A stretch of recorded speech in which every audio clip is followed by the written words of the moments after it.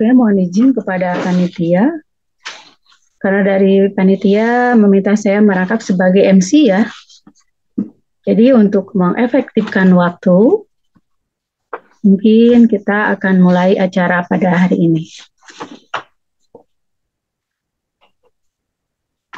Terima kasih saya haturkan kepada pengatur acara dan segenap panitia. Mencari dasi sambil bertanya. Bunda melambai, hai kesinilah. Terima kasih atas waktunya. Mari mulai dengan mengucapkan basmalah. Oke, bismillahirrahmanirrahim. Assalamualaikum warahmatullahi wabarakatuh.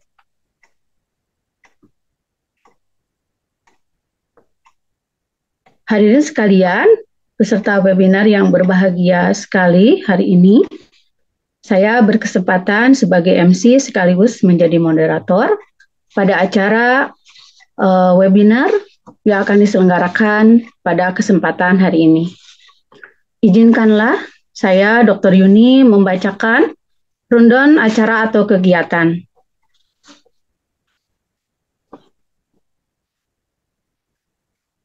Dan tidak lupa pula di tengah-tengah kita sudah hadir panitia, juga para narasumber, yang di sini narasumbernya dihadiri oleh Bapak Prof. Subiono. Terima kasih Prof. sudah hadir, sudah join. Untuk rundown acara pada kesempatan hari ini, pada jam 8.50, kita semua sudah join. Pada jam 9 sampai dengan jam 9.05 ada pembukaan acara, lalu ada pembacaan doa. Kita akan menyanyikan lagu Indonesia Raya. Juga pada jam 9.50 kita akan ada perkenalan dari Publikasi Indonesia, juga pemutaran video profil singkat Publikasi Indonesia. Selanjutnya ada sambutan dari tim Publikasi Indonesia yang akan disampaikan oleh tim Publikasi Indonesia itu sendiri.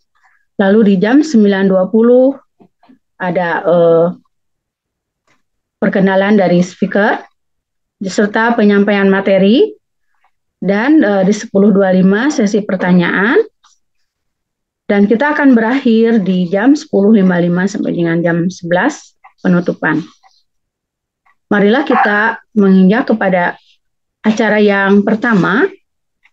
Kita membacakan doa bersama dengan mengucapkan basmalah. Bismillahirrahmanirrahim. Untuk selanjutnya, menyanyikan lagu Indonesia Raya.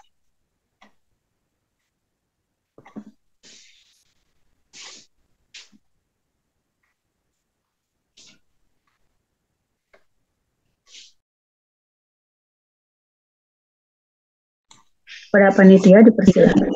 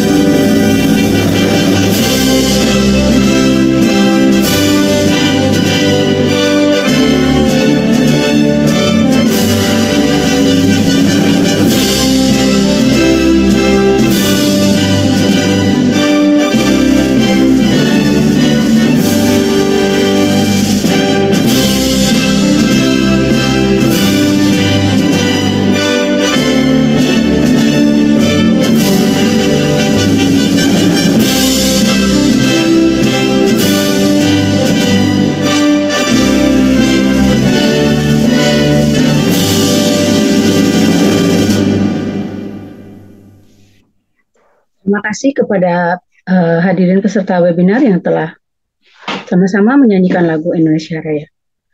Untuk cara berikutnya, perkenalan dari publikasi Indonesia dan pemutaran video propia singkat publikasi Indonesia. Kepada panitia dipersilahkan.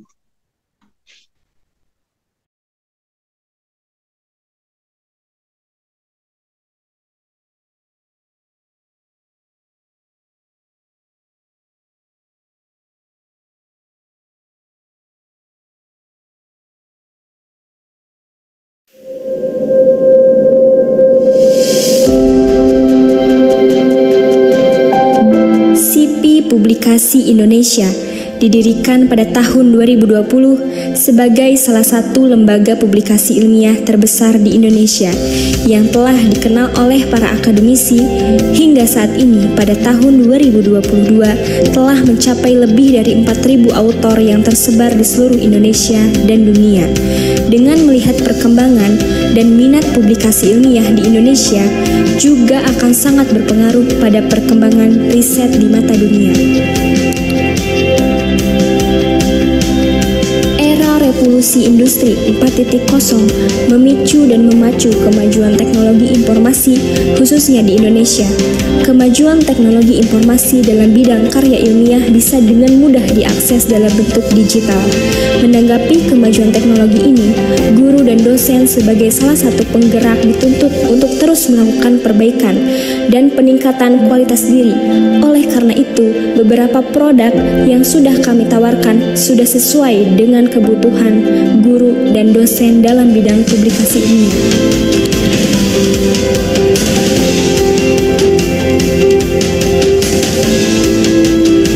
Kehadiran publikasi Indonesia diharapkan dapat membantu banyak pihak dan memberikan kemudahan dalam publikasi, sesuai dengan salah satu misi perusahaan kami, yaitu berorientasi kepada kepuasan pelanggan cepat, tuntas, dan puas.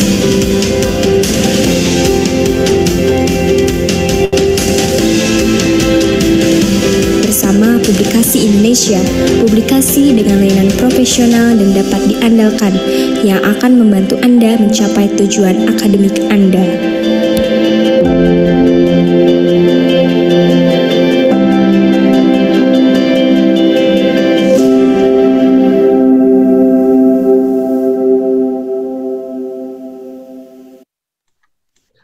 Oke, terima kasih dari tim publikasi. Luar biasa sekali ya, kita kasih aplaus dulu buat tim publikasi Indonesia. Terima kasih banyak, menarik sekali tadi videonya. Marilah kita menginjak acara berikutnya, sambutan dari publikasi Indonesia. Kepada tim publikasi Indonesia, kami persilahkan. Assalamualaikum warahmatullahi wabarakatuh. Waalaikumsalam warahmatullahi wabarakatuh. Alhamdulillahirrabbilalamin. Wabihi nasta'in wa ala umuri dunya waddin. Wassalatu wassalamu ala asrofil anbiya'i wal mursalin amma ba'du. Yang terhormat kepada speaker utama kita, Pak Prof. Sugiono. Kemudian di sini ada juga Dr. Yuyun Yuniarsi. Saya haturkan terima kasih atas partisipasinya. Kemudian tak lupa juga kepada semua partisipan yang telah hadir pada Zoom kali ini. Saya ucapkan juga terima kasih yang sebesar-besarnya. Kalau saya lihat di sini sudah ada 1.000 lebih partisipan yang telah hadir. Alhamdulillah juga karena sudah sangat antusias terhadap acara publikasi Indonesia. FYI ini adalah acara kedua bersama Prof. Sugiono, ya Prof ya. Dan nanti kedepannya juga kita insya Allah akan terus konsisten untuk melaksanakan acara-acara webinar yang bisa menjadikan para autor-autor itu terbantu.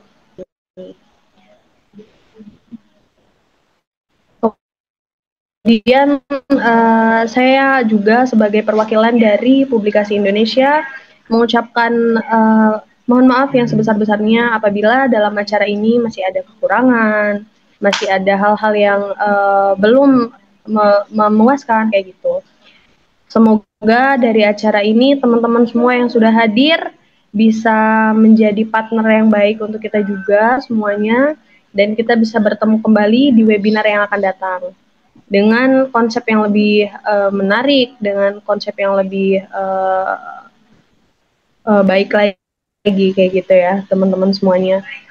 Dan saya harap juga melalui acara ini semua yang telah hadir bisa menikmati apa yang kita selenggarakan kali ini.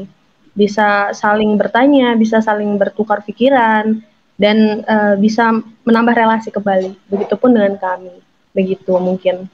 Dan saya harap juga dari acara ini kita semua bisa menjadi akademisi yang lebih bermutu lagi melalui materi yang akan disampaikan oleh Prof. Sugiono. Seperti yang diketahui bahwa Prof. Sugiono adalah pemateri di bidangnya dalam metodologi kayak gitu. Dan juga Prof. Sugiono ini sudah memiliki 4 sertifikat MURI. Dan dengan ini kita semua diharapkan untuk bisa antusias kayak gitu dan memanfaatkan momen ini dengan baik, karena kehadiran Prof. Sugiono ini adalah hal yang sangat luar biasa bagi kita semua. Terima kasih sebelumnya kepada Prof. Sugiono yang sudah bersedia untuk mengisi acara Publikasi Indonesia kali ini. Mungkin sekian dari saya juga segenap tim mengucapkan mohon maaf sebesar-besarnya. Wabillahi taufik wal hidayah. Wassalamualaikum warahmatullahi wabarakatuh. Waalaikumsalam warahmatullahi wabarakatuh. Terima kasih kepada tim Publikasi Indonesia yang telah menyampaikan sambutannya. Luar biasa sekali ya, kita sangat bangga, anak muda berkarya ya. Terima kasih Mbak Diana ya. Selanjutnya untuk lebih mengefektifkan waktu, izinkan saya untuk memperkenalkan diri saya sendiri ya, karena hari ini tim Publikasi mendaulat saya sebagai MC dan sekaligus moderator ya. Terima kasih sekali, senang sekali hari ini bisa bertatap muka dengan tim Publikasi yang masih muda, masih smart, luar biasa sekali ya. Semangat terus ya untuk Indonesia maju dan lebih. Semangat terus. Oke, kami bangga sekali. Oke, saya di sini sebagai moderator pada kesempatan kali ini. Akan memandu acara dari mulai nanti pemaparan materi sampai dengan kita ada sesi tanya jawab dan penutupan. Para hadirin semua peserta webinar yang saya banggakan dan yang saya cintai, saya ingin menyapa satu persatu rasanya semua peserta webinar kali ini yang telah bergabung dengan tim Publikasi Indonesia ya. Tetapi tidak mungkin Mbak Diana ya, karena ini sangat banyak sekali yang hadir, makanya saya aturkan banyak terima kasih kepada Bapak Ibu semuanya, adik-adik, saudara-saudara semua, baik dari kalangan mahasiswa, mahasiswi, guru, mungkin dosen, atau mau dari lembaga-lembaga penelitian ilmiah yang tidak bisa kami sebutkan satu persatu. Terima kasih atas kepercayaannya kepada tim Publikasi untuk mengikuti acara kesempatan hari ini. Saya perkenalkan nama lengkap Dr. Yuni Yuniarsi ya, biasa dipanggil Dr. Yuni. Keseharian saya bekerja di Universitas Sangga Buana YPKP Bandung di Prodi Administrasi Bisnis. Alhamdulillah saya sudah menamatkan D3 di Cirebon, S1 di Bandung, S2-nya di STKIP Pasundan, lalu S3-nya di Uninus, lulus dokter tahun 2018. Dan alhamdulillah hari kemarin Mbak Diana dan rekan-rekan semua, saya sudah menyelesaikan S2 saya di Prodi Administrasi Bisnis, diambil di Urindo ya. Pada hari kemarin sudah lulus S2 Administrasi Bisnis, jadi menambah pengetahuan yang bisa nanti diamalkan ya untuk rekan-rekan semuanya juga. Oke, untuk lebih menghemat waktu, saya akan memperkenalkan narasumber kita yang sudah ditunggu-tunggu oleh semuanya peserta yang hadir ya pada kesempatan hari ini. Saya akan membacakan CV singkat dari pemateri kita ya, Bapak Profesor Dr. Sugiono MPD. Beliau ini lahir di Klaten pada tanggal 14 Desember 1953, di mana pendidikan Prof ini pertama adalah teknik mesin, S1-nya, yaitu di Universitas Negeri Yogyakarta pada tahun 1978. Ini saya lahir 79 ya Prof ya, Prof sudah lulus S1, luar biasa ya, kalau Mbak Diana mungkin belum ada. Nah, untuk yang S2-nya, beliau lulus di Administrasi Pendidikan di UPI, ternyata di Bandung ya, ini tanah kelahiran saya Mbak Diana, tahun 1985, luar biasa. Selanjutnya S3-nya di UPI juga tahun 1990. Beliau pengalaman jabatannya ini sebagai sekretaris jurusan Pendidikan Teknik Mesin di Fakultas Teknik Universitas Negeri Yogyakarta tahun 1985 sampai 1987. Beliau juga pernah menjadi sebagai dekan Fakultas Teknik, di mana sebanyak 2 periode dari tahun 1999 sampai dengan 2006. Lalu sebagai Ketua Prodi S3 Manajemen Pendidikan sejak tahun 2016 sampai dengan sekarang. Luar biasa ya pengalaman jabatannya. Sekarang pengalaman sebagai narasumber. Kita semuanya sudah tahu ya, tadi Mbak Diana sudah sebutkan juga, sebanyak 470 kali beliau ini sebagai narasumber dalam seminar, baik itu di dalam dan di luar negeri. Luar biasa. Dan jumlah buku yang telah Prof terbitkan sebanyak 25 buku. Juga publikasi jurnal, baik itu jurnal nasional maupun internasional, di mana jurnal internasional sebanyak 23 jurnal. Juga Prof ini mendapat beberapa penghargaan, di mana penghargaan yang pertama sebagai narasumber seminar terbanyak bidang metode penelitian, tentu ya, ini kita udah tahu semua, dari PDRI tahun 2018. Dan juga mendapatkan rekor muri yang pertama sebagai apa? Sebagai penulis terbanyak bestseller di Indonesia. Wah, luar biasa. Tentunya bidang metode penelitian pada tahun 2019. Dan sebagai profesor penulis terbanyak dari Rektor UNY pada tahun 2019. Selanjutnya, ini mendapat lagi rekor muri yang ketiga ternyata ya, para hadirin semua, sebagai narasumber tunggal webinar peserta terbanyak tahun 2020. Ini muri yang ketiga ya.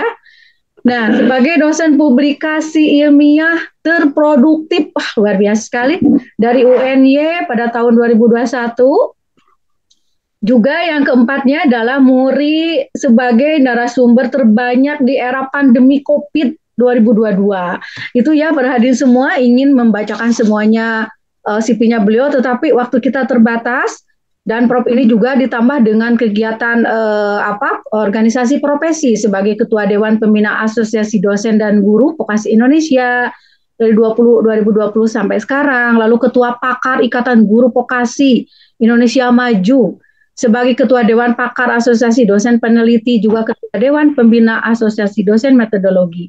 Sejak asesor prodinya sejak tahun 2000 sampai dengan 2022.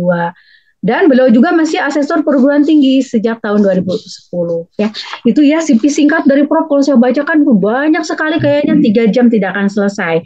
Marilah kita sekarang akan menginjak kepada acara yang kita tunggu-tunggu, pemaparan materi yang akan disampaikan oleh Prof. Kita ada waktu sebanyak 55 menit Prof untuk memaparkan materinya. Nanti 5 menit sebelum waktunya habis akan saya kasih tahu Prof. Silakan kepada Prof untuk memaparkan materinya. Terima kasih.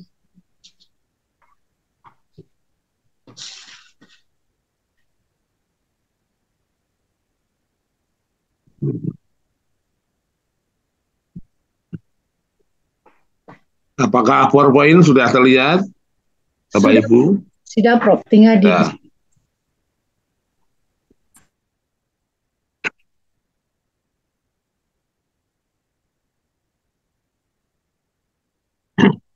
Assalamualaikum warahmatullahi wabarakatuh.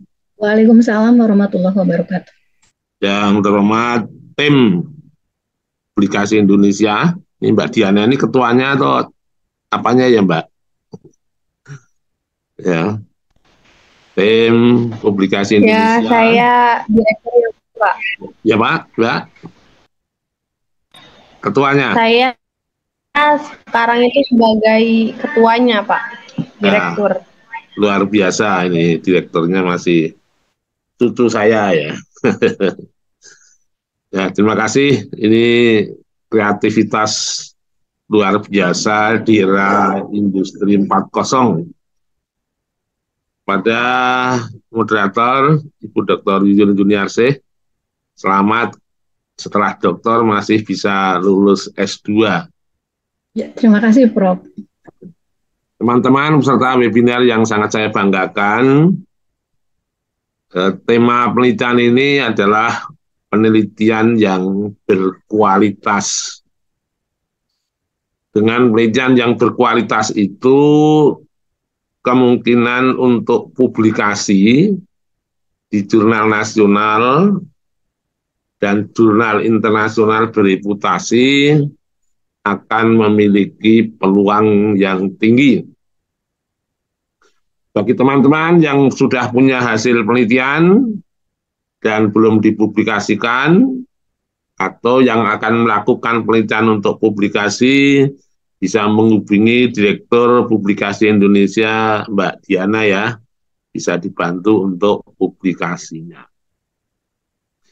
Nah, PowerPoint yang saya siapkan ini ada 173, ini sebenarnya untuk 3 jam full ya, 3 jam full saya sampaikan, tapi karena keterbatasan waktu yang diberi waktu hanya 50 menit, maka nanti akan saya fokuskan pada materi-materi yang sifatnya mendasar, dan yang untuk lebih detailnya bisa dibaca di PowerPoint berikutnya atau di buku-buku yang saya tulis. Seperti apa penelitian yang berkualitas ya? Penelitian yang berkualitas itu yang utama adalah di mana hasil penelitian itu diperoleh data yang valid ya. Data yang valid itu data yang apa adanya tanpa direkayasa. Valid ini menunjukkan derajat ketepatan antara data yang sesungguhnya terjadi dengan yang dilaporkan oleh peneliti. Jadi di objek warna biru dilaporkan biru, di objek jumlahnya 1000 dilaporkan 1000. Itu berarti data yang valid. Kedua adalah data yang reliable, data yang konsisten, di mana data itu dari ke waktu tidak banyak mengalami perubahan, yang sifatnya itu konsisten, yang diberikan oleh berbagai sumber, dan konsisten dari segi waktunya. Data itu kalau konsisten, kalau ajak, ini akan cenderung menjadi valid. Yang ketiga adalah data yang objektif, di mana data yang objektif itu penelitian dilakukan pada objek yang luas.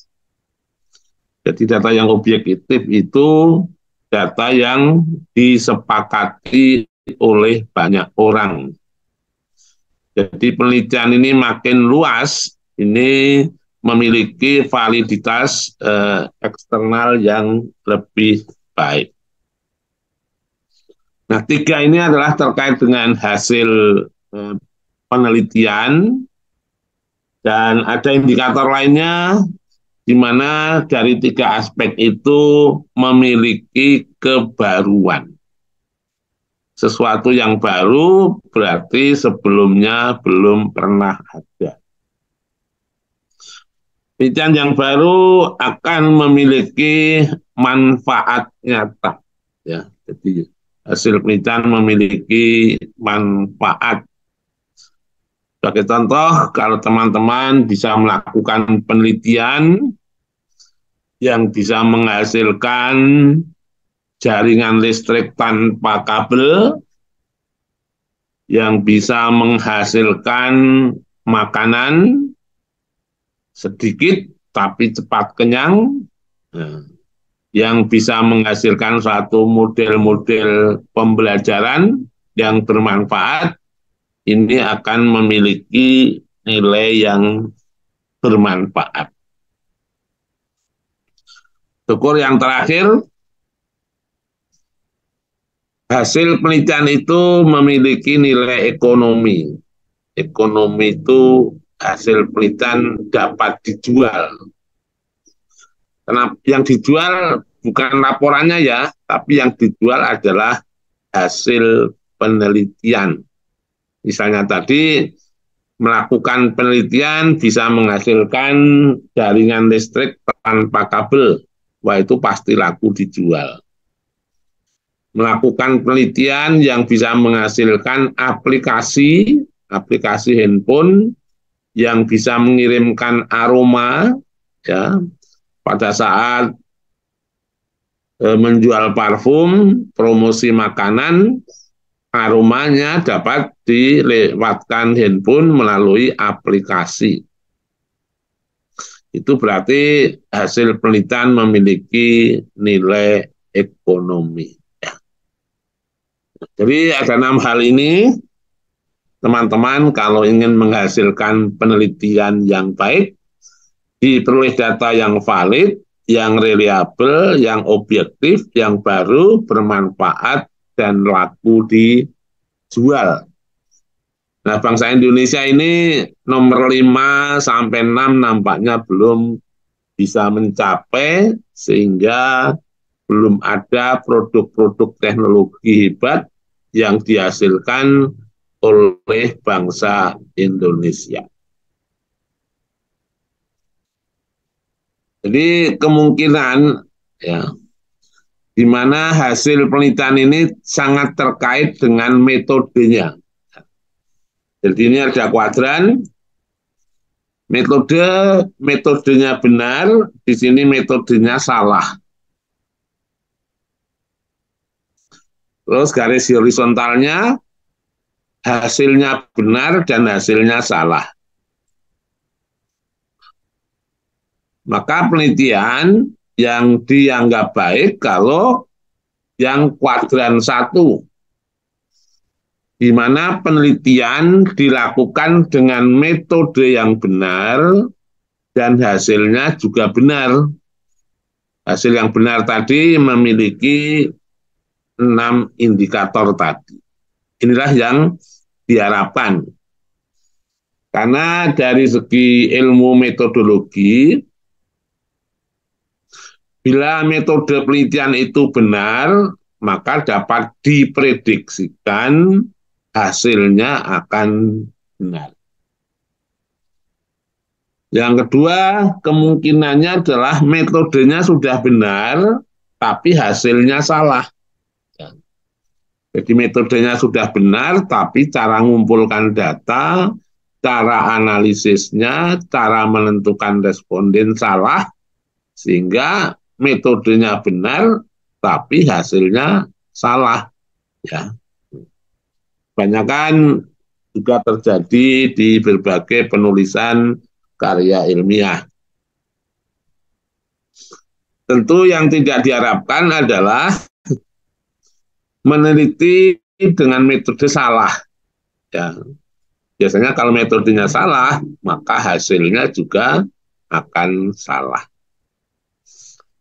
Tapi ada juga yang kebetulan meneliti menggunakan metode salah, tapi hasilnya bisa benar. Ya, ini karena kebetulan atau nasib yang baik. Walaupun secara logika, kalau metode salah, umumnya hasilnya akan salah. Nah, yang diharapkan adalah kuadran 1, meneliti dengan metode benar, hasilnya benar. Maka teman-teman untuk bisa meneliti dengan metode benar, maka publikasi Indonesia ini memberikan apresiasi, memberikan pemahaman kepada masyarakat bagaimana meneliti dengan metode yang benar.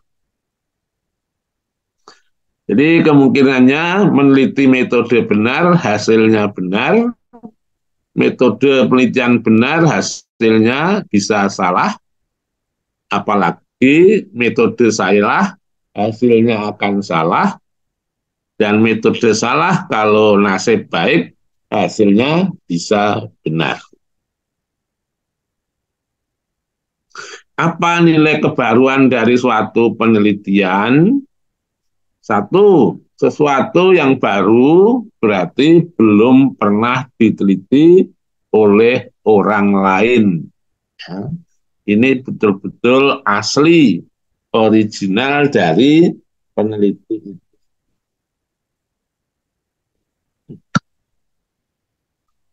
Yang kedua, kebaruan dari segi tempat penelitian. Teman-teman yang meneliti di perbatasan, ya, di daerah tertinggal, ya, di pegunungan yang jarang ada orangnya, ini memiliki daya tarik sendiri, ya, karena ini di tempat yang baru. Ketiga, metodenya yang baru. Nah, metode yang baru sekarang kan pakai mix method, ya. Kalau metodenya masih kuantitatif atau kualitatif, ini sudah metode lama. Yang baru sekarang adalah metode kombinasi, di mana satu judul penelitian diteliti dengan dua metode sekaligus, sehingga hasilnya akan lebih lengkap, lebih akurat. Kebaruan yang ketiga, bahwa dalam analisis data penelitian ini menggunakan software analisis data. Jadi jangan manual lagi untuk analisis data. Bagi yang menggunakan metode kualitatif bisa pakai Atrasti, software Atrasti atau InVivo. Bagi yang menggunakan metode kuantitatif bisa pakai SPSS, Israel, Amos, PLS, atau RStudio. Nah, selain itu juga kebaruan dari teori yang digunakan untuk penelitian. Kebenaran teori ini adalah kebenaran yang relatif, karena pada saat teori itu sudah tidak terbukti, teori itu sudah tidak terbukti lagi, maka teori itu akan gugur dan digantikan